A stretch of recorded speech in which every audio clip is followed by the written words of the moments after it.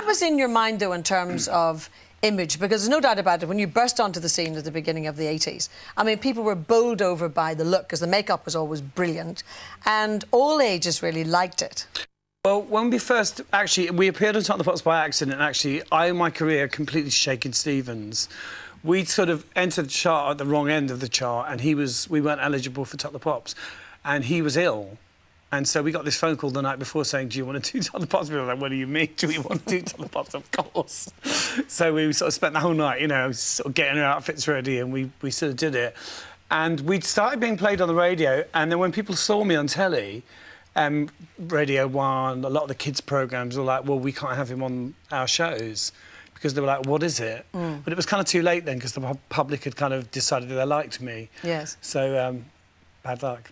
I know. Well, you see, the girls all love the makeup. The makeup is superb. Yeah. Now, have you perfected that yourself, or do you always have a makeup artist? I've always sort of been able to do it myself. I want to get a close-up of the eyes. Look at these eyes. They are just fantastic. Going really tight. Look at them.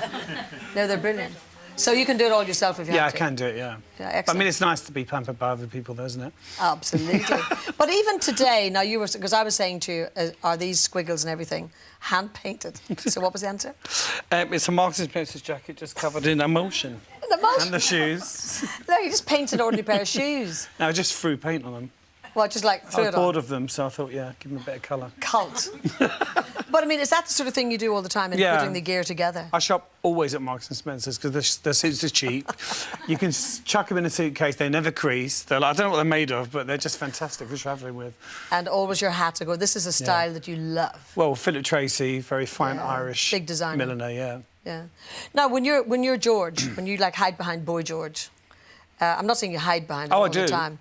I admit it. But is it difficult then just being George? No, but, you know, people sort of don't always kind of bother me. I mean, obviously, I don't go to Waitrose dressed like this. Oh, don't you? Oh, I'm disappointed now. I know, cheating. Yes. I used to in the early days. I mean, I think when I first started the band, I kind of felt obliged to always look, you know, immaculate. But as you get older, you know, you kind of let things go a bit, don't you? You get real comfortable with yourself and...